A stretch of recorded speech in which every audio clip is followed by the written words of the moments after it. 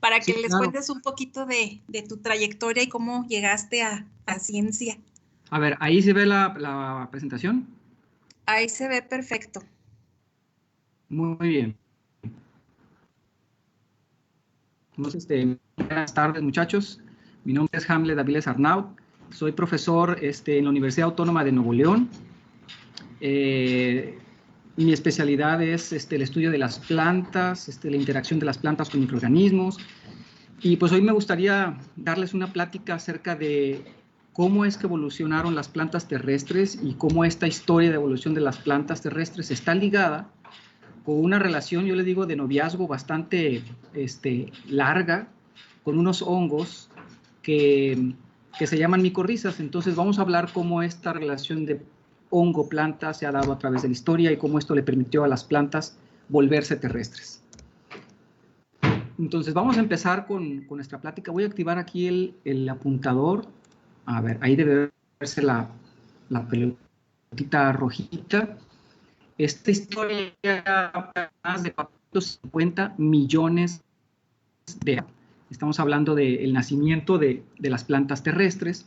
Recuerden que al principio la vida se originó en el agua, ¿sí? En el mar, esta agua primitiva, el mar primitivo, en donde había unos organismos que se inició la vida allí.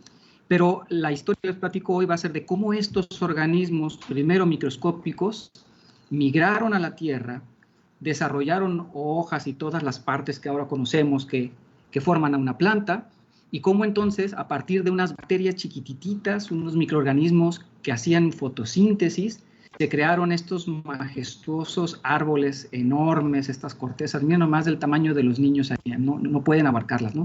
Y dominaron todos los ambientes de la Tierra, desde los bosques hasta los desiertos. Aquí tenemos unas cactáceas del desierto de Sonora. Tenemos acá hasta las plantas con flores, que son actualmente las más diversas, las que poblan nuestro planeta, como en el caso de las orquídeas. Entonces, vamos a ir viendo etapa por etapa cómo es que aparecieron estas plantas, cómo es que primero se hicieron terrestres, cómo que desarrollaron estomas, cómo es que después tuvieron tejidos vasculares, es decir, venas a través de las cuales ellas transportaban sus nutrientes, cómo después aparecieron las semillas, y finalmente las flores, ¿no? Las reinas de la atracción, las reinas de la interacción con los insectos, sobre todo. Entonces, aquí solamente como una imagen para que vean la cantidad de especies de plantas que hay. Fíjense, de algas verdes microscópicas tenemos más o menos 8,200 especies. Luego tenemos las plantas terrestres más antiguas, las virofitas. Tenemos 34,000 especies, un poquito más de 34,000 especies. Luego en los helechos tenemos 10,000 especies. Luego vienen las coníferas, los pinos. Tenemos aproximadamente 1,100 especies. Y luego vienen las plantas con flor. De las plantas con flor tenemos 350,000 especies. Y solamente para que se den una idea, los animales, todos juntos, todas las especies de animales, suman 5,846. ¿Sí? Somos bien poquitos animales comparados con la cantidad de plantas con flor que hay, 350,000. Entonces es impresionante su número y cómo no hemos inclusive todavía alcanzado a encontrar las aplicaciones tecnológicas de cada una de ellas. Sin embargo, bueno, la historia, les decía yo, que tiene que ver con unos hongos, ¿no? Unos hongos que vamos a ver que a la asociación de estos hongos con las plantas, a esa asociación se le llama micorrizas. Micorrizas viene de la palabra mico, hongo, rizas, raíz. Entonces, hace referencia a la relación hongo-planta, particularmente hongo-raíz, ¿no? Entonces, estos hongos y estas plantas les gusta estar juntos, y la razón es porque ambos se benefician. La planta va a recibir minerales y agua de parte del hongo, y el hongo va a recibir azúcares de parte de la planta. Les voy a poner un videíto que más o menos resume un poquito de cómo se lleva a cabo esta relación, pero antes quiero explicarles esta figura para que vean el video, que lo entiendan más fácilmente. Miren, las plantas, aquí tienen las raíces, ¿no? Las raíces de las plantas absorben los minerales del suelo, ahí van a encontrar carbonatos, nitratos, fosfato, potasio, nitrógeno y fósforo. Sin embargo, conforme las plantas van creciendo, las raíces van absorbiendo los nutrientes del suelo y se genera una zona de agotamiento. Vean cómo alrededor de las raíces, que en esta figura está de color verde, alrededor de las raíces vemos una sombra grisácea. Bueno, esta sombra gris representa la zona en donde ya no hay minerales porque se los acabó la planta. Entonces lo que tiene que hacer la planta ahora para seguir creciendo es generar más raíces para llegar a la zona en donde sí hay nutrientes y seguirse alimentando de estos nutrientes, ¿no? Esto es lo que hacen las plantas cuando no tienen hongos, cuando no se asocian con los hongos. Pero cuando sí están colonizadas por los hongos, fíjense cómo acá vemos unas estructuras en forma de color morado. Estas como redes son las hifas de los hongos, y cuando las plantas se asocian con los hongos, las hifas del hongo se convierten en una extensión del sistema de raíz de la planta. Entonces ahora los hongos absorben estos nutrientes a las cuales las raíces no podían llegar. Estos nutrientes son transportados por las hifas de los hongos hasta las raíces, y ahora la planta se nutre 7 veces más que cuando está sin los hongos. Entonces, por eso es que esta relación ha sido muy efectiva. Voy a salirme tantito de esta presentación y voy a compartirles un video. Solamente necesito incluir el sonido. Aquí está. Permítanme tantito, déjenme lo localizo. Ok, vamos a ver si...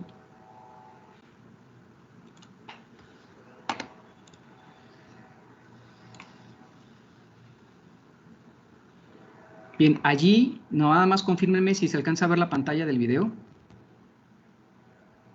Sí. ¿Sí? Ok, va el video. El grosor de las raíces de absorción es de 0,2 milímetros. Por ello, solo pueden crecer en los macroporos, como se puede apreciar aquí. Ahora con el zoom vamos a ver qué pasa cuando una planta obtiene ayuda de un hongo micorrífico. Los hilos de los hongos son bastante más delgados que los de la mayoría de las bacterias. Tienen un grosor de solo 3 micrón. Con estos pueden crecer dentro de los microporos, que es donde está almacenada la mayor parte de nutrientes y agua. Sin esta ayuda, las plantas no alcanzarían nunca estos espacios. No son las raíces, sino que son los hilos de los hongos los responsables de la absorción de nutrientes y agua. A través de estos hilos largos y finos, que asumen la totalidad de la absorción de minerales de las raíces, se llega a distancias más lejanas. Los minerales que se encuentran más lejanos y los minerales que están bloqueados en la tierra se absorben más fácilmente.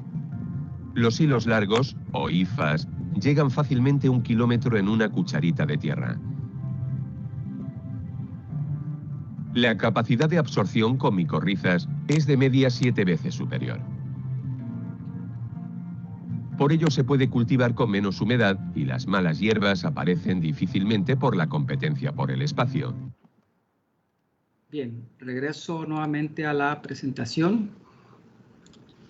Entonces, espero que con el video les haya quedado un poquito más claro cómo es que los hongos favorecen mucho a la absorción de los nutrientes por parte de las plantas, y entonces nos va a quedar claro cómo es que ellos, esta asociación planta-hongo, ayuda a que las plantas absorban más cosas, absorban más agua, más nutrientes, que se vuelvan resistentes a la falta de agua, es decir, al estrés hídrico, y que promueva un crecimiento más acelerado. Vamos a ver entonces que hay diferentes tipos de micorrizas, es decir, de esta asociación planta-hongo. Tenemos las micorrizas que se llaman ectomicorrizas, se llaman ecto porque el hongo cubre la parte externa de la raíz. Este es el tipo de hongo que se asocia principalmente con coníferas. Tenemos las micorrizas arbusculares, que son las más abundantes. De estas micorrizas arbusculares se asocian con el 80% de las angiospermas, es decir, con las 80% de las plantas que tienen flores. Tenemos otras micorrizas que se asocian solamente con orquídeas, ¿sí? Son de las micorrizas más nuevas. Tenemos otras micorrizas, otros hongos que se asocian con ericáceas, es decir, son unas plantas muy particulares que viven en suelos carentes de ciertos nutrientes, como por ejemplo las cranberries y la planta de té, Camellia sinensis. Entonces tenemos diferentes tipos de hongos que se asocian con diferentes tipos de plantas. De manera general, vamos a decir que hay dos tipos de micorrizas en función de si el hongo vive dentro o fuera de la raíz. Los que viven fuera se llaman ectomicorrizas y los que viven dentro se llaman endomicorrizas. Los que viven fuera, las ecto, si te fijas, estas manchas azulitas hacen referencia al hongo y cómo crece fuera de la raíz. Algunas veces penetra un poco, pero solamente entre las células, ocupa los espacios entre las células. Aquí vemos una fotografía real, ve cómo las hifas del hongo están rodeando las células de la raíz. Mientras que por otra parte, las endomicorrizas, estas sí, las hifas penetran a las células de la raíz de la planta y dentro de las células se ramifican la raíz formando una estructura en forma de arbolito. Y por eso es que a estas micorrizas o a estos hongos se les llama micorrizas arbusculares, ¿sí? Porque producen estos arbolitos.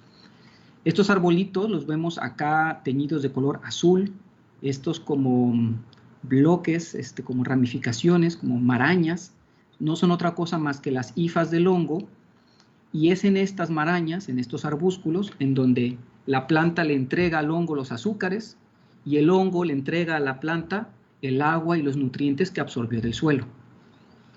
Las ectomicorrizas se asocian con el 3% de las plantas terrestres, mientras que las endomicorrizas se asocian, es decir, se vuelven amigas del 80% de las plantas terrestres, ¿sí? 80%, es prácticamente casi la mayoría de las plantas terrestres. Y esto muchachos, no es casualidad. Entonces, es en el arbúsculo, en esta estructura, en donde se lleva a cabo el trueque, ¿verdad? ¿Qué implica? Pues implica que a veces la planta termina entregándole al hongo hasta el 20% del carbono, es decir, de los azúcares que ella produce a través de la fotosíntesis. Entonces la relación cuesta, ¿no? Es una relación ganar-ganar, pero finalmente la planta termina dando algo de sí. Sin embargo, para entender cómo es que se llevó a cabo todo este proceso de la relación planta-hongo, vamos a empezar a hablar acerca de del inicio, del origen de las plantas, ¿no? Y tenemos que hablar de aquellos organismos que fueron los ancestros, los primeros ancestros de las plantas, y estos se llaman cianobacterias. Todas las plantas, todas las que conocemos ahora, provienen de bacterias. Bacterias que hacían fotosíntesis. Las cianobacterias, así se llama, cianobacterias o bacterias azul-verdes, también se les conoce, son organismos procariotes, es decir, no tienen núcleo, pero son capaces de hacer fotosíntesis. Aquí tenemos algunas imágenes de ellas. Pueden ser monocelulares, pueden ser multicelulares, pero ellas, estas bacterias, son las responsables de que tú y yo, nosotros, estemos respirando todo este oxígeno que hay en el planeta. Ellas formaron el oxígeno que existe ahora. Entonces, si nos remontamos a cómo se originó la vida en el planeta, vamos a ver que la vida nace más o menos hace 3.5 millones, miles de millones de años. Aparentemente las primeras bacterias fotosintéticas. Después estas evolucionan a lo que ahora conocemos como las cianobacterias, es decir, las bacterias que les acabo de presentar ahora. Estas cianobacterias empiezan a hacer fotosíntesis y empiezan a poblar la tierra de oxígeno, empiezan a producir grandes cantidades de oxígeno, y una vez que aparece oxígeno en la superficie de la tierra es cuando aparecen los eucariotes. Estos eucariotes evolucionan y aparecen después las algas marinas, posteriormente las plantas y hasta el final los mamíferos. Entonces vamos a ver que esta es la forma en la que fueron evolucionando las plantas, y vamos a tomar como base esta figura que me gusta mucho a mí. Aquí tenemos a Luca, es decir, último ancestro común. Creemos que esta es una célula de la cual nació toda la vida. Esta primera célula debió haber dado origen de alguna manera a lo que ahora conocemos como bacterias, ¿no? Recuerden que tenemos 3 grandes grupos de organismos, 3 dominios: el dominio bacteria, el eucaria y las arqueas. Entonces, esto dio lugar a la primera bacteria. Estas bacterias se fueron diversificando. Luego aparecieron las arqueas, y hay una teoría que vamos a ver más adelante de una científica muy importante que ella propone cómo las plantas se originaron a partir de dos eventos de endosimbiosis, uno con unas bacterias que dieron lugar a las mitocondrias y otra por otras bacterias que eran similares a las cianobacterias y que dieron lugar a los cloroplastos. Del primer evento de endosimbiosis, es decir, cuando entra la mitocondria, aparecen todo el linaje de las plantas y los hongos, mientras que del segundo evento de endosimbiosis aparecen las algas y las plantas. Entonces, esta es la propuesta de Lynn Margulis. Ella dice que antes había una célula ancestral, ahora creemos que era una arquea, según las últimas investigaciones. Estas bacterias estaban en este mar primitivo, y de alguna manera, al estar las arqueas en conjunto con estas bacterias, unas se sintieron a gusto con la otra, de tal manera que esta bacteria se convirtió primero en la mitocondria. Entonces, técnicamente hablando, pareciera que la célula animal se creó primero, apareció primero. Esto es hace 1.5 mil millones de años. Y luego, posteriormente, en un segundo evento de endosimbiosis, una bacteria que hacía fotosíntesis entró a la célula y se convirtió en lo que ahora es el cloroplasto. ¿Por qué se cree que mitocondria y cloroplasto eran bacterias? Pues porque si le te echas un clavado a la mitocondria, vas a ver que en el interior la mitocondria tiene membrana plasmática, tiene citoplasma, tiene ribosomas propios, estos puntitos rojos, y tiene ADN propio, ADN circular. Estos circulitos, estas como donas azules, es el ADN circular. Es decir, la mitocondria tiene su propio código genético. Y si te echas un clavado al cloroplasto, vas a ver lo mismo. Vas a ver membranas afuera, membranas adentro, citoplasma, ribosomas propios y ADN propio. Aquí tenemos ADN circular. Entonces, las plantas tienen en realidad 3 genomas: el genoma nuclear, el genoma mitocondrial y el genoma del cloroplasto. Y los cloroplastos y las mitocondrias se dividen de forma muy similar a cómo se dividen las bacterias actualmente. Entonces, por eso es que se cree que estas eran bacterias que ingresaron a otra célula más grande y tomaron esa función. Entonces, ahora, cada vez que veas una hoja, cada vez que puedas mirar al microscopio las células de una planta, vas a ver todo esto es una célula, todo esto es otra célula, y estos circulitos verdes que están adentro son los cloroplastos. Antes, estos cloroplastos eran bacterias. Entonces, recuerda que las plantas ahora son simbiontes, en donde tienes aquí bacterias muy antiguas haciendo fotosíntesis, que se acostumbraron a vivir dentro de esta célula y que se convirtieron en organelos. Entonces, es muy interesante cómo es que estas plantas se formaron, y todavía le resta historia que platicar. Entonces, lo primero que sucedió fue esta primera endosimbiosis, ¿no? Cuando nacen las tatarabuelas de las plantas, es decir, las algas, las clorofitas. Entonces se cree que algunas cianobacterias se convirtieron en los cloroplastos y dieron lugar a algas microscópicas, a los primeros eucariotes que hacían fotosíntesis. Unos eucariotes fueron de color rojo y otras de color verde, y estos linajes distintos dieron lugar después a las algas rojas marinas y a las algas verdes marinas, es decir, a las algas rodofitas y a las clorofitas. Todas las plantas terrestres, los árboles, las flores, todas las plantas provienen de las algas marinas verdes. Las algas marinas rojas no se pudieron adaptar muy bien pero hubo un momento en la evolución en la que todas las plantas terrestres pudieron haber sido plantas rojas. Entonces imagínate bosques rojos en vez de verdes, pero eso no ocurrió. Los tipos de cloroplastos que tienen las algas verdes son más moldeables y se pudieron adaptar mejor a las condiciones del suelo. Entonces todas las plantas terrestres provienen de estas algas verdes marinas. Cuando las algas empezaron a acomodarse cerca de las orillas de los mares, de los ríos, de los lagos, a veces las aguas bajaban y quedaban expuestas. Y a través de miles de años, estas plantas que quedaban en las orillas, les empezó a gustar vivir cerca de la tierra. Y es entonces cuando aparecen las primeras plantas terrestres, las que les llamamos las briófitas. Estas briófitas eran unas plantas medias raras porque realmente, pues mira, no tenían hojas, no tenían raíces, no tenían tejidos de conducción del agua, no tenían flores, no tenían semillas. Entonces, ¿qué hacían?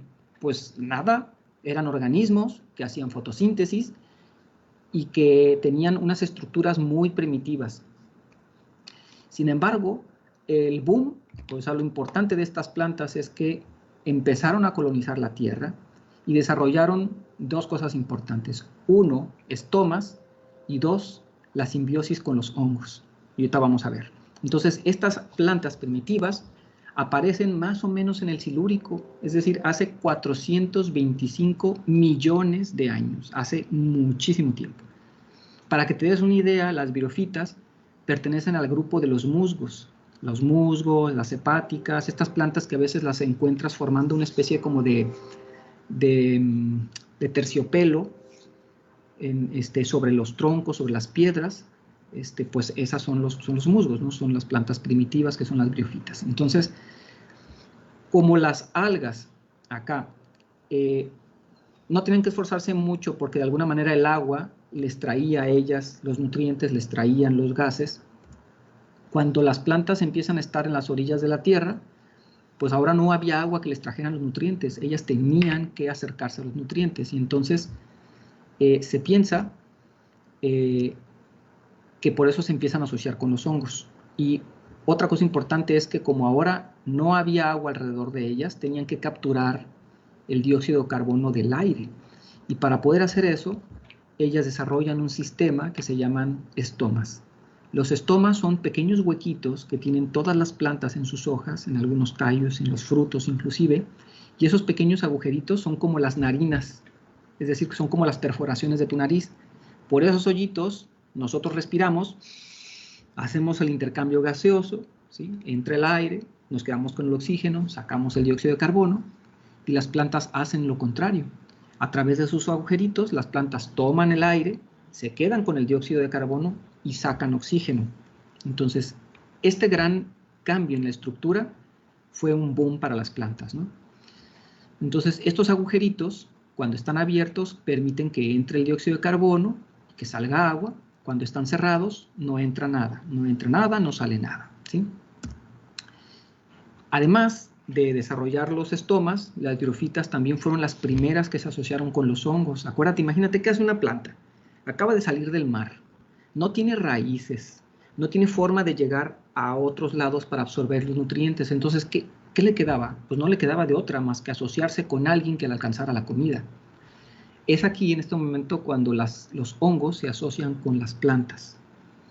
Tenemos del lado izquierdo una figura de un fósil, y aquí vemos dentro del fósil, aquí está una célula vegetal, es un fósil de una planta, y vemos las hifas, y vemos los arbúsculos dentro de la célula.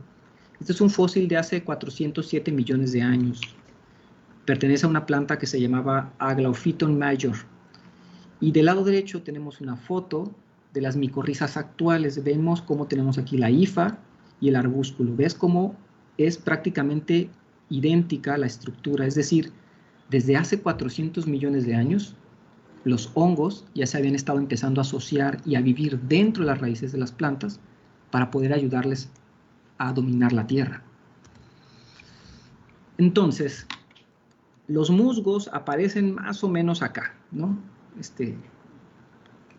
Seguramente a final del Silúrico o quizá a principios del Ordóbico. Se cree que a partir de aquí es cuando empiezan los hongos a asociarse con las plantas, y posteriormente, conforme van evolucionando y aparecen los tiempos, bueno, van apareciendo después los musgos, las gimnospermas, las angiospermas, pero fíjate cómo la asociación planta-hongo inicia mucho antes de que aparezcan las raíces. De hecho, las raíces aparecen acá, en el Devoniano tardío, ¿sí?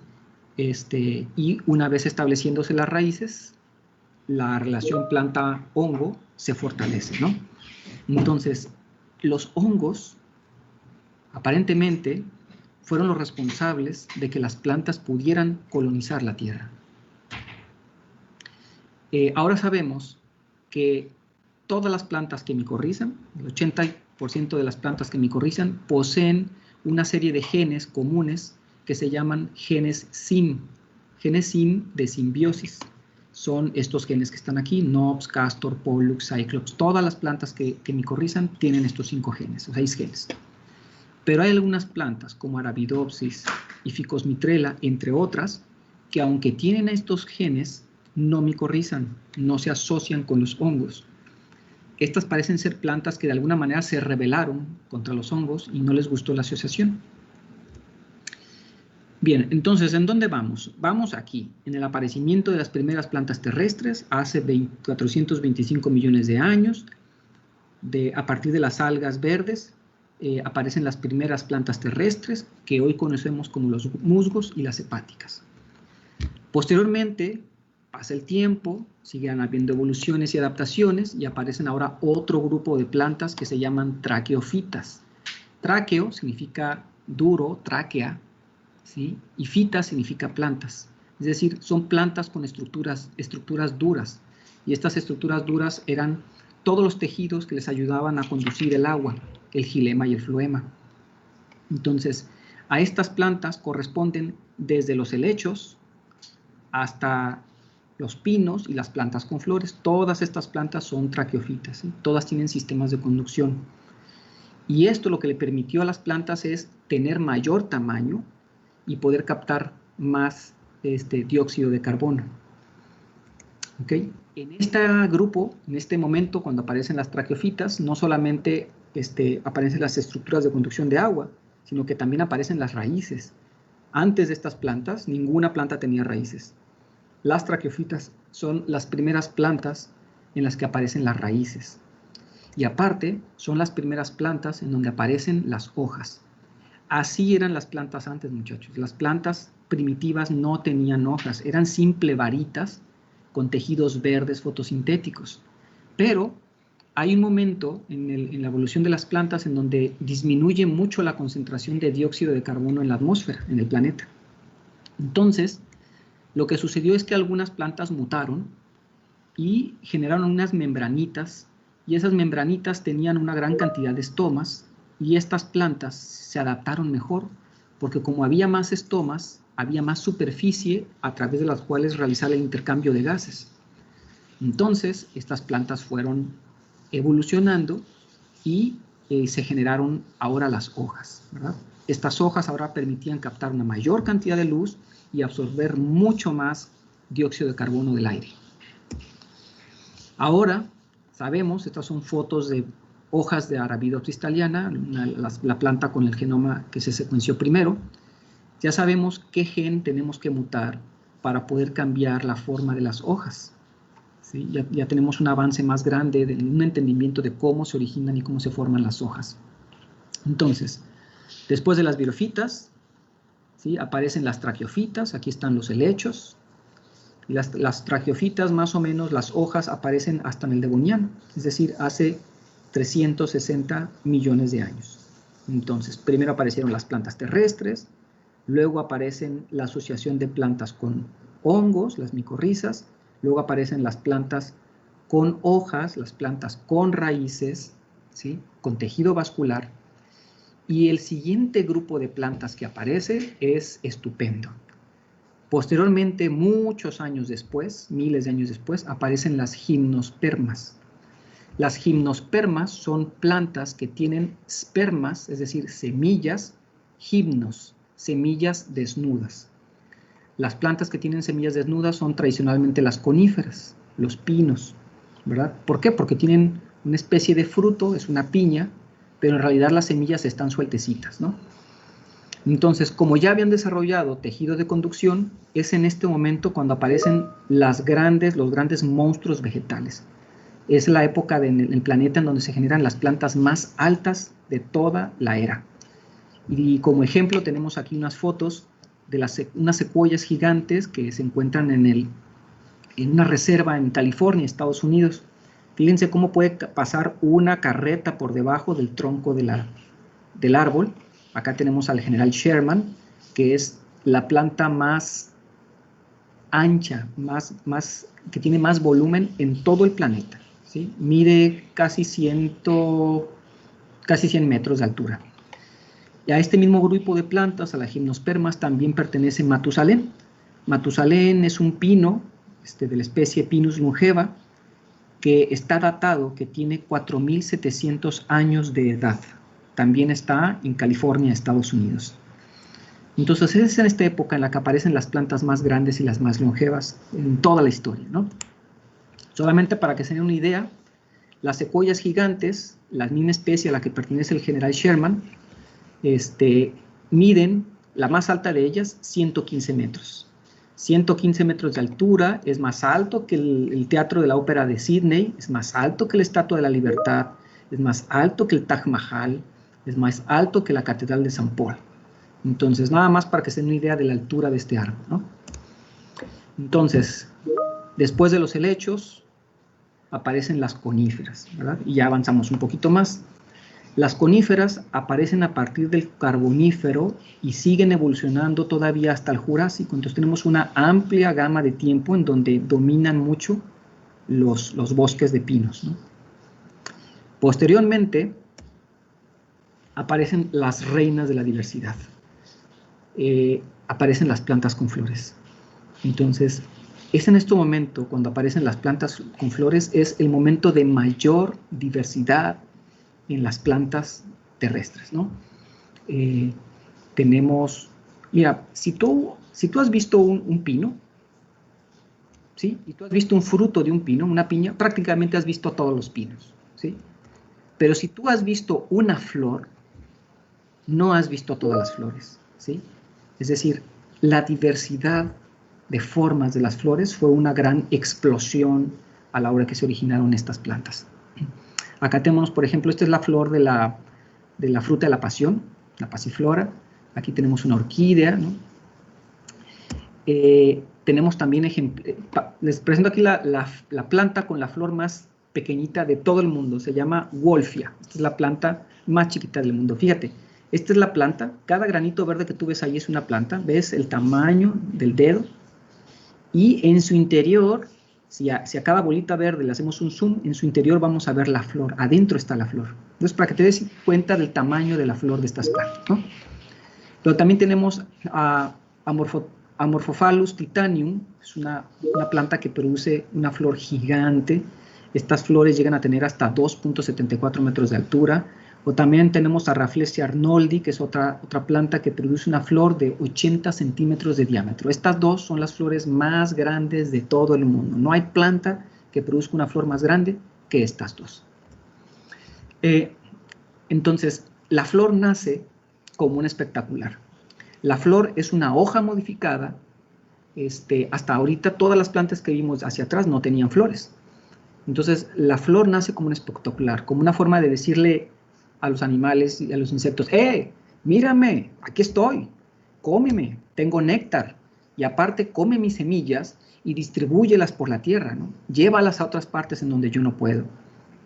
Entonces, ahora sabemos que la flor está dominada por la expresión de 3 grupos de genes, los genes A, B, C, y que cuando esta es una flor de Arabidopsis, la planta más estudiada del planeta, cuando los 2 genes, el A y el B, se expresan, a la planta le aparecen sépalos, que sería esta estructura verde, y pétalos, que serían los de color blanco.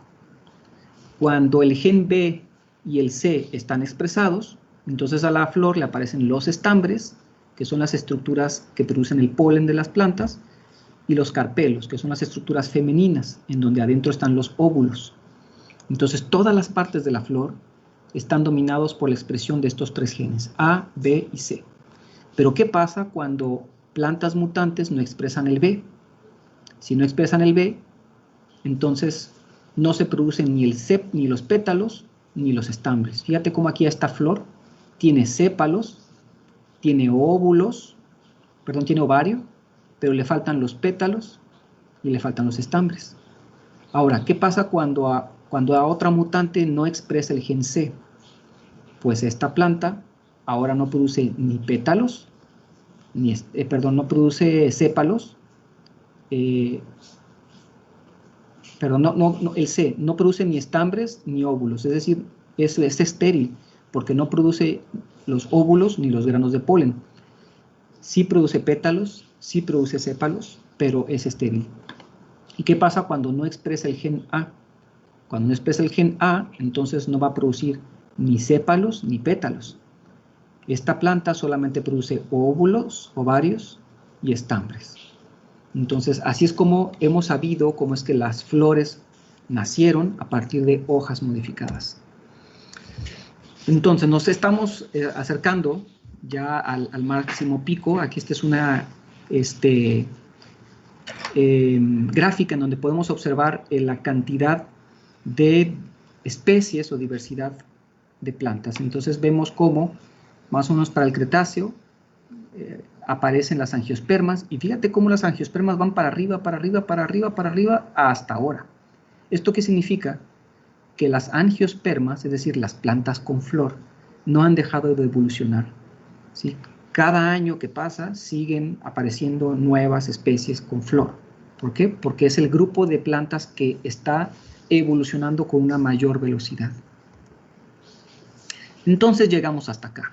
Ahora tenemos, hasta donde sabemos, cerca de 350.000 especies con flor, comparadas con 5.846 especies de mamíferos. Entonces tenemos mucho trabajo que hacer.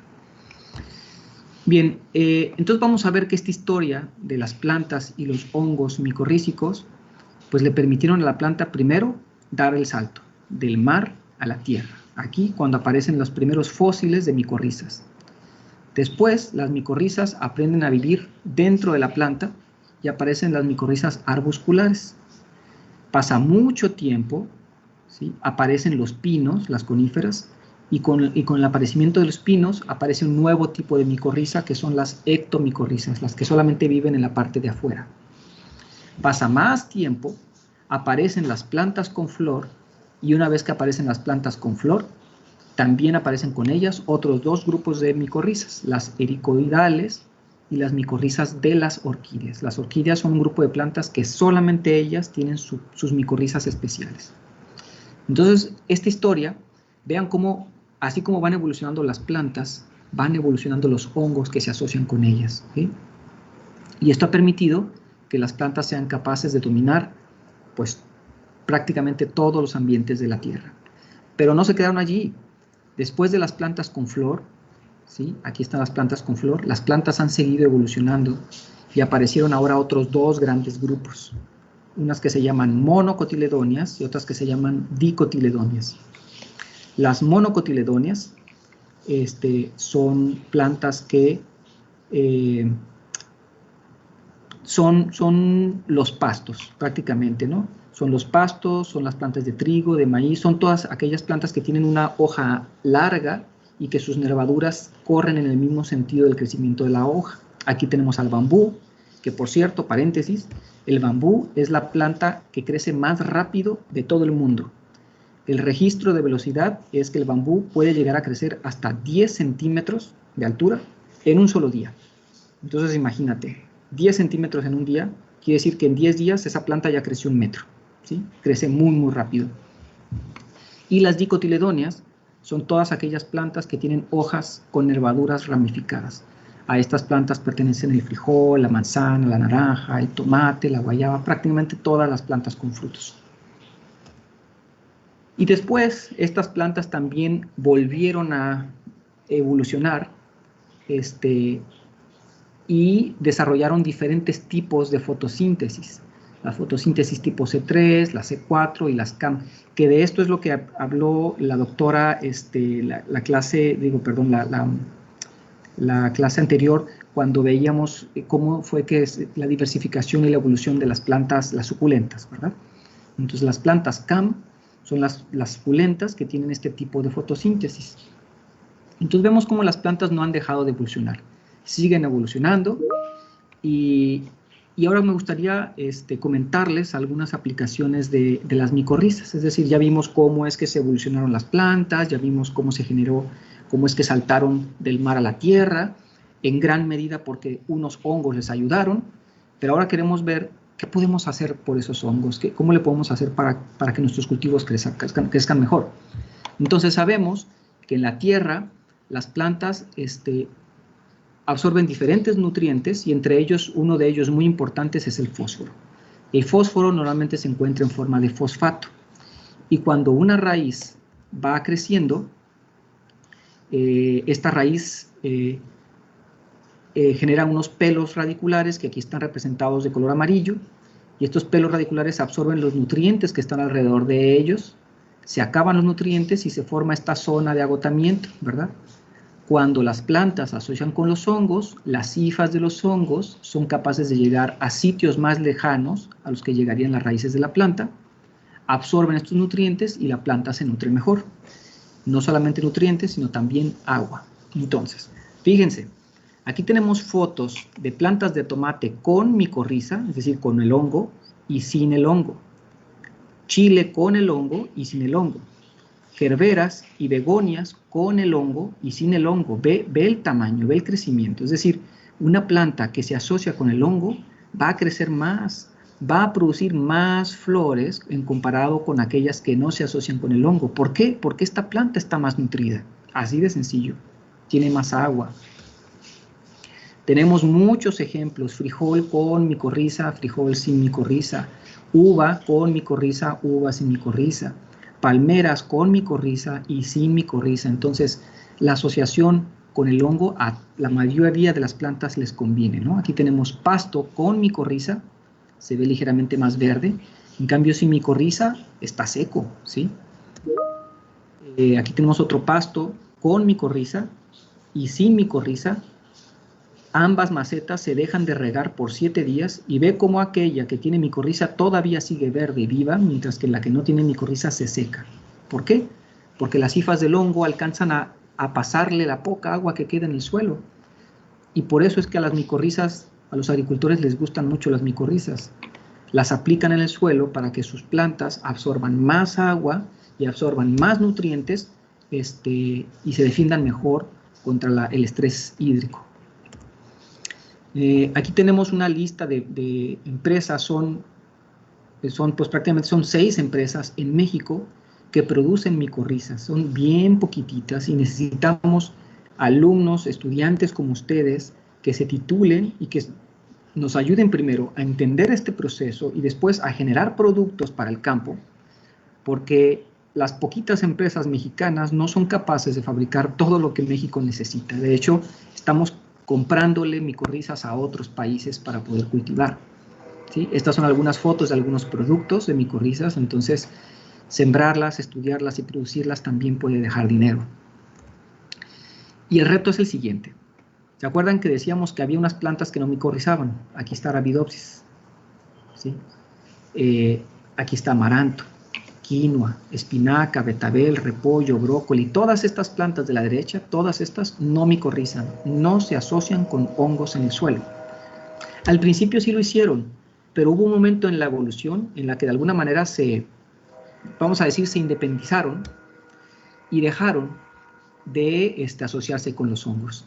Todas estas de acá sí micorrizan. Pero tenemos de este lado un montón de plantas que son económicamente muy importantes, ¿no? Repollo, brócoli, coliflor, son cultivos caros. Entonces necesitamos gente como ustedes que estudien cómo es que las plantas se asocian con los hongos y que nos ayuden a que estas plantas vuelvan a micorrizar. No sé qué habría que hacerles, pero necesitamos que vuelvan a micorrizar. Porque si vuelven a micorrizar, podríamos ahorrarnos mucho en agua, ¿sí? mucho en fertilizantes. Entonces, ese es el reto pues, que yo los invito a tomar. Finalmente, les platico algo de lo que estamos haciendo en nuestro laboratorio. Aquí tenemos el laboratorio al que estoy adscrito, que trabajo junto con la doctora Susana La Torre Zavala, la doctora Lucila Adrián Galán Franco, y que particularmente yo me dedico a estudiar compuestos con actividad antitumoral, pero también la interacción planta-microorganismos. Y en una publicación, una de las publicaciones más recientes que tuvimos, estudiamos la relación de simbiosis de hongos micorrízicos con plantas de tomate. Y en ese estudio lo que observamos es que teníamos una planta mutante de tomate, perdón, se llama SPR2. Esta planta mutante de tomate, por alguna razón, veíamos que micorrizaba menos con respecto a las plantas normales. Y cuando empezamos a investigar, vimos que esta planta mutante micorrizaba menos porque tenía niveles más elevados de una hormona que se llama ácido salicílico. Y también encontramos que las plantas normales micorrizaban más porque tenían niveles más altos de un compuesto que se llama tomatina. Entonces, aparentemente para tomate, una propuesta es que plantas que produzcan una mayor cantidad de tomatina pudieran ser plantas que se lleven mejor con el hongo. ¿Okay? Y también estamos evaluando algunas bacterias promotoras de crecimiento en plantas. Pues al final nada más les presento aquí el equipo de laboratorio con el que contamos. Aquí tenemos a todos nuestros estudiantes, aquí están servicios sociales, tesistas de licenciatura, de maestría, de doctorado, postdoctorantes. Entonces toda esta gente hace posible el trabajo que realizamos en el laboratorio y pues les agradezco a todos su atención y estoy abierto a preguntas. Muchas gracias.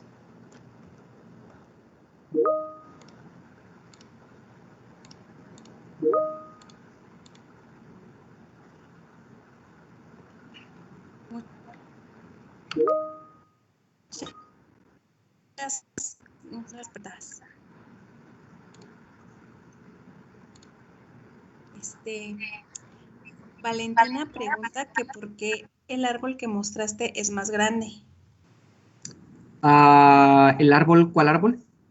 El primero. ¿El de la presentación inicial? Sí. También es parte, es una foto de la reserva de Secuoyas. Probablemente se vea más grande por el ángulo en que está tomada la foto, ¿no?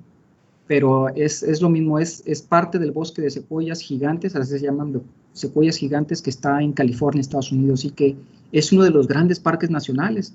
Estados Unidos, con el presidente Roosevelt, creó un sistema de parques nacionales, entonces uno de ellos está en California, y yo creo que sería una muy buena experiencia ahorrar dinero y lanzarse a hacer el viaje para visitar estos majestuosos árboles, son impresionantes. Pero es de la misma familia de árboles. Linda tiene una pregunta. Sí.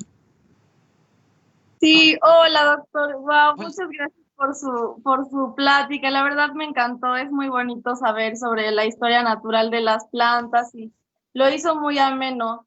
Le agradezco mucho. Igual que padre el reto que nos dejó al final. Y a mí me gustaría preguntarle más que, bueno, igual voy a leer sus artículos, gracias por haber puesto los nombres.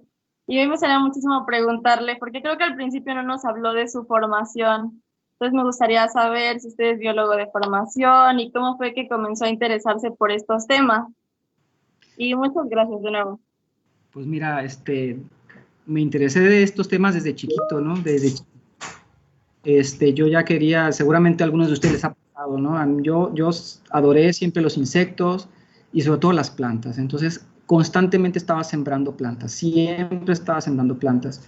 Y llegó un momento en que terminé la prepa, estaba por terminar la prepa, y mi papá me preguntó, oye, ¿qué quieres estudiar? La primera opción que yo le pedí fue ser agrónomo. Yo dije, yo quiero ser agrónomo, quiero sembrar, pero me entrevisté con un agrónomo y me dijo que pues la carrera era muy bonita, pero que desafortunadamente en el país no había dinero y pues para poder sembrar, que te fuera bien, prácticamente tendrías que tener terrenos. Entonces yo la verdad yo no tenía terrenos, mi familia no posee propiedades. Entonces me desanimó. Y entonces le dije, bueno, quiero estudiar biología, la carrera, la licenciatura en biología. Fui con una bióloga y me dijo, la biología es muy bonita, no sé cuánto, pero para que te vaya bien, necesitarías hacer un posgrado, ¿no? Una maestría, un doctorado. Entonces dije, mira, no, yo no quiero estudiar de más, yo mi carrera y a trabajar. Entonces dije, biología no. Y luego fui con una química, me entrevisté, y química, bacteriólogo, parasitólogo, y me gustó mucho que ella hacía análisis de laboratorio, hacía análisis de alimentos, preparaba los mismos alimentos, vendía pies y gelatinas para diabéticos, hacía análisis de agua, analizaba enfermedades de camarones y de plantas. Entonces el abanico era muy diverso y eso me encantó. Entonces le dije, papá, quiero ser químico, bacteriólogo, parasitólogo. Y eso es lo que estudié. Luego salí de la carrera, me titulé y todo. Empecé a trabajar para Gamesa, 3 años en la industria, pero me di cuenta que algo me faltaba, ¿no? Yo no era feliz, yo necesitaba saber y comprender más cosas.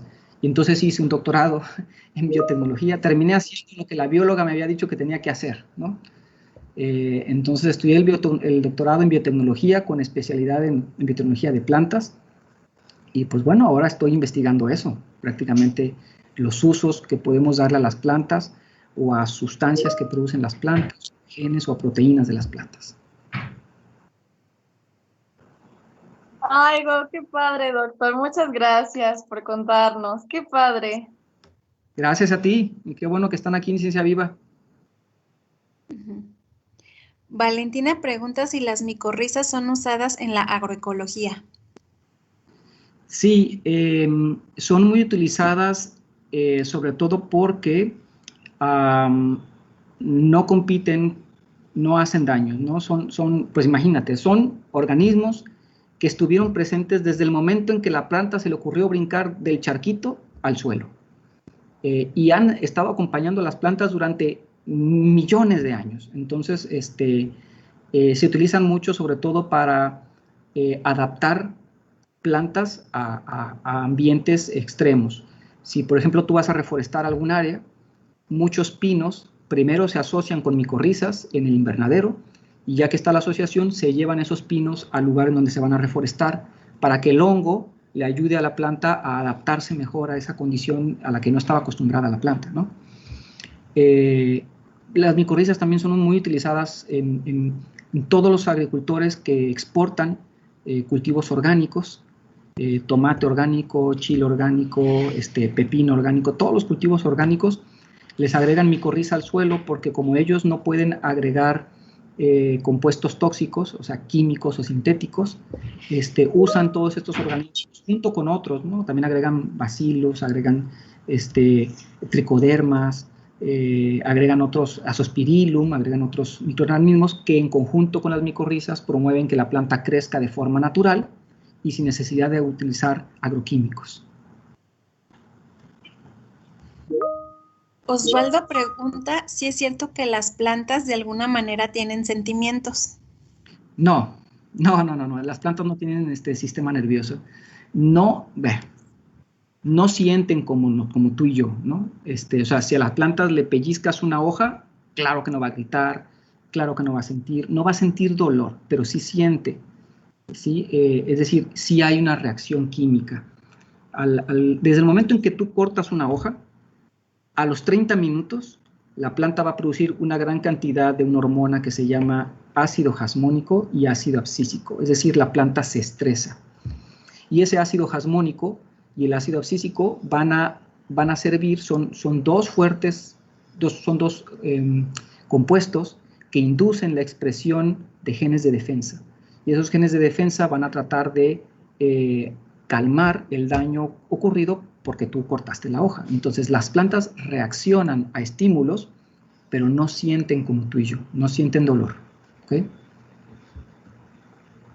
Mariana tiene una pregunta.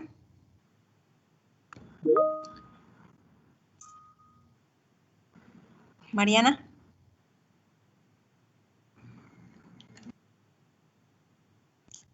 Bueno, ya no se animó.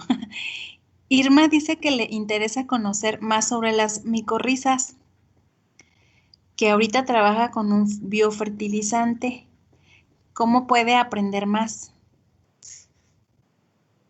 Hay mucha información sobre micorrizas, hay muchísima, y lo más fácil, yo creo que te invitaría a leer reviews, es lo más sencillo. Reviews son... ¿Sí me escucha bien? Es que Sí.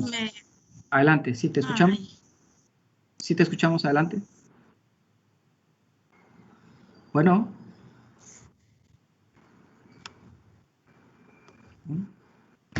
Ok, bien.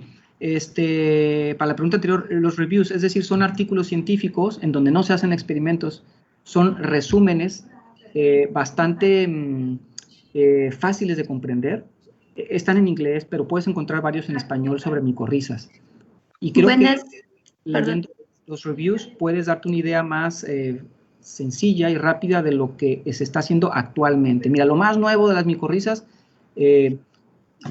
se producen en tierra, ¿verdad? Pero antes se vendía tierra con micorrizas, esa es la forma de venderlas. Pero ahora lo que se está haciendo es que se cultivan en bioreactores y las micorrizas ahora se venden en forma líquida. Entonces, el bote líquido, te das cuenta que es agua, esa agua trae las esporas del hongo, se vacía en otros contenedores grandotes y ahora tú puedes regar tus plantas a través de tubería aplicando pequeñas cantidades de esporas de micorrizas junto con el agua de riego. Entonces, eso es lo más nuevo. Buenas noches. Sí, adelante. Sí, me escucha. Mire, soy Irma. Bueno, a lo que me refería a mi pregunta era que cómo puedo yo participar o cómo podría yo quizá, no sé, trabajar con las micorrizas, porque comenta que hay pocas empresas mexicanas que se dedican a la producción de estas. Y a mí me gustaría pues incursionar un poquito en ese campo.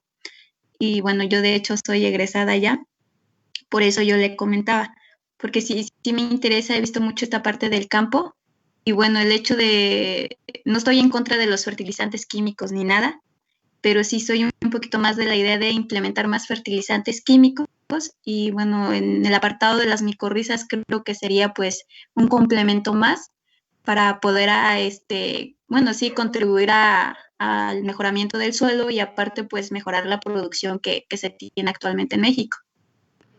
Mira, en Celaya, la ciudad de Celaya, Guanajuato, hay un instituto que se llama INIFAP. Este INIFAP es un instituto que investiga cuestiones forestales y de agricultura. Allí ellos tienen varios profesores, varios doctores en ciencias que trabajan con micorrizas. Particularmente ellos han generado un producto que se llama biofertilizante. Ese producto trae una combinación de Azospirillum con micorriza y ha sido excelentemente bueno. Lo venden, de hecho, ellos de manera comercial. Es un producto mexicano, pero también está, por ejemplo, la empresa que se llama PHC, Plant Healthcare. Hay una sucursal en México, desconozco en dónde estarán sus oficinas principales, pero yo creo que tú te puedes acercar de entrada a lugares donde sepas tú que están trabajando con micorrizas y posteriormente a empresas que se encargan de fabricar micorrizas. Solamente pon ahí en Google micorrizas México y puedes encontrar a Micorriza Fer, que es una empresa mexicana, PHC, Glumix, Endospor y el INIFAP, que el INIFAP realmente hacen más bien investigación científica sobre micorrizas. O sea, lo que hace el INIFAP es buscar qué micorriza se asocia mejor con qué cultivo, porque no cualquier micorriza se asocia con maíz, por ejemplo, no cualquier micorriza se asocia con frijol. Entonces, necesitamos gente como ustedes que se dediquen a encontrar, que se dediquen a cazar especies, o sea, a relacionar al hongo con la mejor planta a la cual se puede acoplar, ¿me explico? A encontrar la media naranja de cada quien. Entonces nos hace falta mucha gente que se dedique a hacer eso. Entonces, yendo o hablando en el INIFAP en Celaya, creo que pudiera ser una buena opción para irte relacionando con gente que sepa del tema. Ok, muchísimas gracias. Jesús A. Martínez 0210@gmail.com. Sí. Quería hacer una pregunta. Jesús, ¿andas por ahí? Sí, una pregunta. De la imagen que, buenas noches, y de la imagen que puso de los árboles, esos, los grandotes, quisiera saber cuántos, o sea, en el mundo, cuántos quedan, pues, cuántos son los que están ahorita, pues. Desconozco el número, Jesús, de cuántas secuoyas quedan en el mundo. Desconozco si solamente hay en California. Yo creería que no es una especie que solamente haya sobrevivido allí, pero sí sé que en Estados Unidos es donde hay un parque, es decir, hay un área que se reservó, o sea, es una reserva ecológica, en donde se tiene una de las colecciones. Mira, así de sencillo. Antes, las áreas de secuoya era grandísima. Prácticamente en Estados Unidos se las acabaron, las talaron. Hoy queda menos del 3% de lo que antes había de secuoyas, ¿no? En Estados Unidos. ¿Por qué? Porque el hombre las taló. De seguro talaron a los ejemplares más grandes. O sea, yo no dudo que en los 60s o en los 50s hayan habido secuoyas de más de 150 metros o 130 metros, pero se las acabaron. Entonces, las secuoyas que están ahorita son las únicas que quedaron. Seguramente eran las más chiquitas, por eso no las tumbaron. Y bueno, afortunadamente un presidente se dio cuenta de que se las estaban acabando y las hizo reserva. Pero no te sé decir cuántas quedan exactamente. Pero podrías entrar. Entra a la página del parque de secuoyas en California, en Estados Unidos, y ahí de seguro te deben de decir exactamente cuántas secuoyas quedan, al menos en ese lugar. Ok, gracias. Gracias a ti. Dira. Hola, sí, muchísimas gracias por esta plática. Se me hizo súper interesante, de las mejores que he escuchado. Muchas gracias. Y bueno, tenía algunas preguntitas. Una es sobre la parte teórica que nos dio al principio. Estuve pensando en lo que nos compartió sobre la teoría de Margulis, justamente, y ve que mencionó que se han hecho pues descubrimientos recientes en los que pues ya sabemos que se hablaba de una arquea, ¿no? Algo así, que fue como la primera, y quería preguntar si sabe qué tipo de arquea fue. Aparentemente es una Loki-arquea. Es una bacteria que pertenece al grupo de las Loki. Acuérdate que todas estas arqueas son organismos que se encuentran viviendo en ambientes extremos, ¿verdad? Unas son halotolerantes o termófilas, les gustan pHs ácidos o alcalinos, etcétera. Son organismos muy antiguos. De hecho, por eso se les puso originalmente el nombre de arqueas, porque se cree que son los sobrevivientes de la etapa del Arqueano, de la etapa muy primitiva de la Tierra, ¿no? Entonces, recientemente se encontró una Lokiarquea, es un organismo microscópico, ¿verdad?, que tiene unas proyecciones, son como unas manitas, como unos tentáculos, y con esos tentáculos como que atrapa a otras células. Entonces, ese hallazgo hizo, porque se ve cómo atrapa a otra, como si la estuviera engullendo a otra bacteria, ¿no? Entonces, eso hizo pensar a los investigadores que fue un primo hermano o un descendiente antiguo de estas Lokiarqueas, las que de alguna manera estos tentáculos pudieron haber integrado primero a la mitocondria o a la bacteria que se convirtió en la mitocondria, y en una segunda instancia a la cianobacteria que se convirtió después en el cloroplasto. Entonces, lo más nuevo es que creen que es una Lokiarquea. Perfecto, muchísimas gracias. Y igual le quería preguntar, nos comentó del equipo con el que trabaja actualmente en sus proyectos, y le quería preguntar cuáles son los perfiles más o menos con los que trabajan, y cuáles cree que están más relacionados con lo que hacen.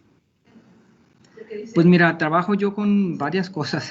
Me gusta mucho la ciencia, entonces, pero claro, me inclino más por las cuestiones de las plantas, ¿no? Ahorita estoy trabajando, por ejemplo, con microalgas de Cuatro Ciénegas, precisamente, y encontrando la diversidad de microalgas, extraigo el ADN, lo secuenciamos, tratamos de hacer árboles filogenéticos, es decir, quiénes son, identificarlas molecularmente, y también aplicaciones biotecnológicas. Recientemente encontramos unas microalgas que producen compuestos que son muy eficientes para matar células de cáncer. También evaluamos plantas y los extractos de plantas con potencial anticáncer, principalmente cáncer de colon, de próstata, de mama. También busco cómo las plantas se asocian con microorganismos, particularmente micorrizas, pero también con bacterias promotoras de crecimiento. Entonces, la idea es ver qué microorganismos mexicanos encontrados en suelos mexicanos podemos utilizar para favorecer el crecimiento de los cultivos mexicanos y generar productos que estén acondicionados a las características de los suelos de México, suelos desérticos, suelos arenosos, suelos con alto pH o con alto contenido de carbonatos, y que los agricultores pudieran tener una oferta distinta y a bajo costo. El perfil de los estudiantes, pues a mí nomás me interesa gente que sea apasionada de la ciencia. Mientras tengan una pasión, eso es todo. Para mí lo más importante es pasión. Yo no pido ni promedios, ni que tengas 10 ni 9, eso realmente no es relevante. Lo relevante es la pasión, ¿sí? Es que quieras estudiar algo mucho, que te sientas llamado a eso. Perfecto, muchísimas gracias. Y ya creo que es la última. Le quería preguntar sobre dónde realizó el doctorado, el que nos mencionó, que de biología de plantas o biotecnología de plantas, algo así, ¿no? En CIMBESTAB, Irapuato. Allí realicé mi doctorado. De hecho, la doctora Gabriela Olmedo fue mi asesora sinodal de tesis. Fue también mi maestra, me dio clases en algún momento. Yo recomiendo mucho el doctorado en biotecnología en el CIMBESTAB Irapuato. Es una de las mejores instituciones. Yo estoy seguro, yo nunca me equivoqué en haber estudiado el doctorado allí, ¿no? Recibí una excelente formación.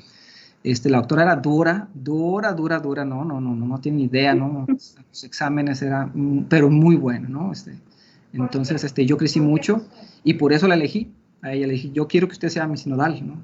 Porque sé que se va a comprometer en serio. Entonces, yo le agradezco mucho a ella, pues, esa formación, esa exigencia sobre todo, y no nomás conmigo, con todos. O sea, siempre ha sido así, ¿no? Qué padre, me gustaría estudiar ahí algún día. Muchísimas gracias. Gracias a ti. En Hamlet preguntan si las plantas tienen alguna especie de sistema inmunológico. No, las plantas no tienen células de defensa como nosotros. Sí tienen moléculas de defensa. No tienen anticuerpos tampoco como nosotros. En ese sentido, las plantas no tienen un sistema inmunológico como los animales. Entonces, no tienen glóbulos blancos, no tienen anticuerpos. Pero eso no significa que no tengan una batería de compuestos químicos que les ayuden a defenderse. Sí tienen eso. Es decir, producen proteínas, producen metabolitos secundarios que pueden ser tóxicos para las bacterias, pueden ser tóxicos para los hongos o para los virus. Sí se defienden, pero se defienden a nivel químico. ¿Okay? Jania. Hola, buenas noches. Hola, Jania. Yo le quería preguntar acerca de si todas las angiospermas tienen el sistema de genes ABC que nos comentaba de la no sé cómo decirlo, arabido. Fíjate, no sé, me agarras en curva porque aparte el sistema ABC ya se ha modificado, ya no es ABC, ahora es ABCDE. Ahora se encontraron nuevos genes que también regulan la formación de las flores. Entonces, el sistema que les presenté yo de ABC realmente es un sistema no arcaico, pero no es el más nuevo, no es el más reciente. Entonces, y como no soy experto en eso, no te sabría decir si todas las angiospermas, pero aparentemente para la mayoría trabaja así, porque todo de la misma manera, ¿no? Entonces, yo no dudo que haya algunas familias, inclusive, en donde el sistema no funcione de la misma manera. Ok, muchas gracias. Te la debo porque no lo desconozco. No se preocupe. Y le quería agradecer porque vi la presentación y dije, chin, yo estoy estudiando QVP y que no, a lo mejor debía de haber agarrado una carrera con más plantitas y todo, pero ya que dijo que usted también estudió eso, pues me motiva que pueda hacerlo en la maestría o en el doctorado. Muchas gracias por la presentación, estuvo muy, muy padre. ¿Perdón? ¿Chihuahua en México o en Nuevo León? Como que se me cortó. ¿Estás estudiando en Chihuahua, México o en Nuevo León? Ay, sí se cortó. Sí, creo que les quedó trabada, ¿verdad? Se congeló, sí. Jessica pregunta si le recomiendas biología o biotecnología. Ay, Jessica, yo no te puedo decir qué hacer. Yo lo único que te puedo decir es, escoge lo que tu corazón te diga. Así de sencillo. Tú, lo que te lata. Mira. No, el corazón. El corazón, sí, la verdad es que estas cosas son de vocación, ¿me explico? Mira, siendo bióloga, ¿puedes aplicar a la biotecnología? Sí, totalmente. Siendo biotecnóloga, lo que pasa es que, mira, siendo biotecnóloga vas a poder aplicar más, pero no, a lo mejor no entiendes tantos procesos biológicos. Siendo bióloga vas a entender muchos aspectos de la vida, pero a lo mejor va a ser la falta de aplicar ese conocimiento. Pero finalmente, siendo bióloga después lo podrías hacer fácilmente. Pero, te repito, es cuestión mucho de lo que tú realmente quieras más, ¿no? Jania, ¿ya regresó Jania? Sí, ya tenemos, y además, bueno. Sí, hola, ya regresé, disculpe, como que se me cortó. Más una duda, ¿estás estudiando en Chihuahua, en México o en Nuevo León? Sí, en Chihuahua, en la Autónoma de Chihuahua. Bueno, yo estuve a punto de irme a la Facultad de Chihuahua a estudiar QVP precisamente, ¿no? ¿Sí? Pero adelante, o sea, mira, siendo QVP tú vas a poder dedicarte a las plantas 100%, no te preocupes, ¿vale? Muchas gracias, en serio. ¿Mm? Y gracias de nuevo por la presentación, estuvo bien, bien interesante. Gracias. Hasta luego. Maggie pregunta si has tenido dificultades a lo largo de tus estudios o tus proyectos y que al desarrollar un proyecto, ¿qué es lo que más te motiva? Sí, como en todo en la vida, ¿no? Siempre va a haber subidas o bajadas. Esto en la ciencia es, un día estás bien feliz y enamorado, otro día estás deprimido y enojado porque no te sale el experimento. La relación de la ciencia es como la relación que tienes con tu novio, con tu novia, con tu esposo, con tu esposa. Hay subidas, hay bajadas, es una ruleta rusa, con los hijos inclusive, ¿no? Entonces, a veces yo creo que lo más difícil para mí ha sido salir de la disciplina.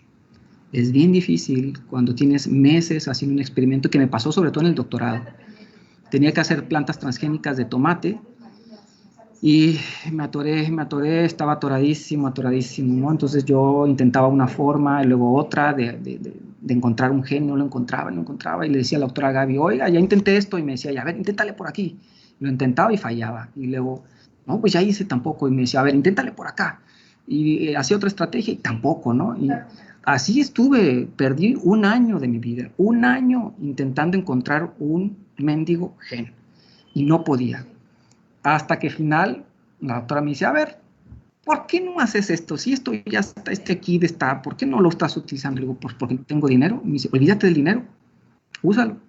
Y así fue como lo encontré, ¿no? O sea, salí después de un año de estar intentando, pero mira, mucha gente abandona, pero yo sabía que tenía que lograrlo. O sea, la verdad es que yo creo que en parte se necesita ser un poquito necio, ¿no? En esto, y muy tenaz y no rendirte a la primera.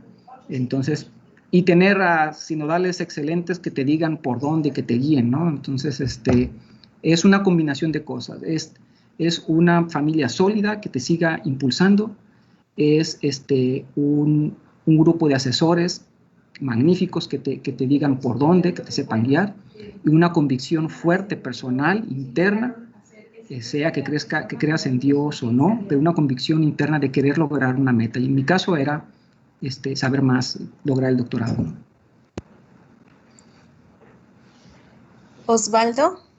Perdón, nada más, ¿puedo interrumpir un segundo a Hamlet? Sí, claro. Eso de que decías de que no sé cuántas veces fracasaste, digo, velo como lo de Edison, ¿no? Dice, no fracasé, ya encontré 1000 maneras de no hacerlo. Pues sí encontré muchas formas de cómo no hacerlo, ¿no? Me di de topes hasta que salió. Pues sí. O sea, no se trata de que hagas todo lo Ahora sí, Osvaldo. Sí, hola.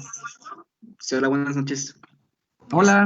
Mi pregunta es, ¿esta relación que hay entre hongo raíz siempre va a ser positiva? No, no, mira, la simbiosis está muy de la mano con el parasitismo, muy de la mano. De hecho, no se los platiqué, pero hay muchas personas que piensan que la micorriza al principio fue un parasitismo, es decir, que al principio el hongo se aprovechó de la planta. Y al principio no fue exitosa, es como tener una novia tóxica, a lo mejor, ¿no? Que la relación no funciona, pero que después la dejas y quizá te consigues otra que dices tú, oye, ya aprendí qué es lo que no quiero y ahora sí sé qué es lo que espero de una relación de noviazgo en donde yo crezca y ella también crezca. Entonces, muy seguramente el hongo y la planta al principio no fueron, o sea, esto no se dio así de la noche a la mañana, ni fue magia, ¿no? Implicó que el hongo perdiera muchos genes y que la planta se adaptara a este hongo y que entonces ambos lograran comunicarse y perseverar a través de la historia. Creo yo que en muchos casos hay hongos que se han vuelto patógenos, es decir, iniciaron como simbiontes y después se convirtieron en patógenos, es decir, empezaron a desarrollar enzimas, celulasas, proteasas que ya no eran tan buenas para la planta, pero que para el hongo sí. Entonces, como todo en la vida, una persona se desvía de un lugar hacia otro dependiendo de la decisión de seguir siendo amigos de las plantas, y hay otros hongos que no, que se convirtieron en patógenos. Entonces, la relación de simbiosis y parasitismo está muy relacionada, y no nomás entre las plantas, también entre los animales. Ok, muchas gracias. Uy. Jessica pregunta tu opinión sobre usar sangre menstrual como nutriente para las plantas.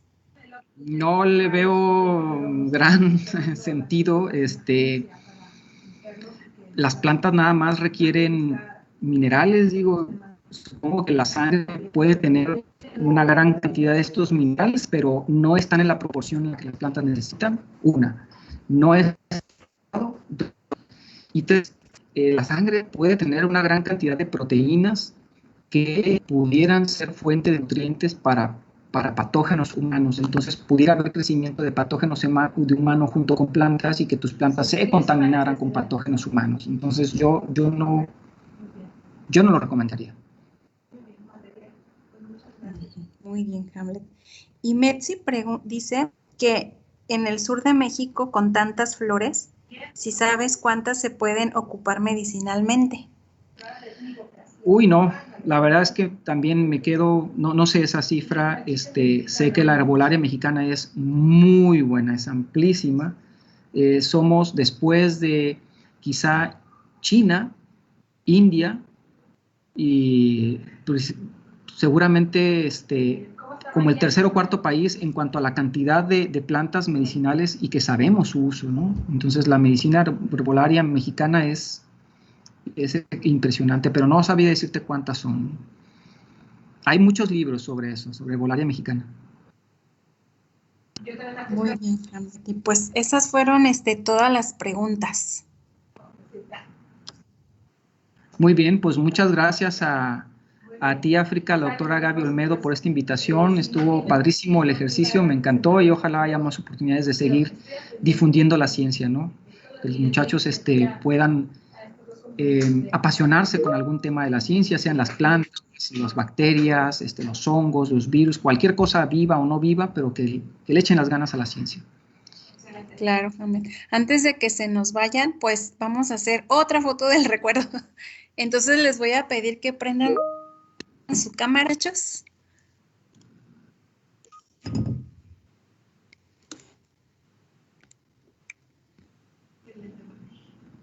Muy bien. Préndanlas para que los veamos.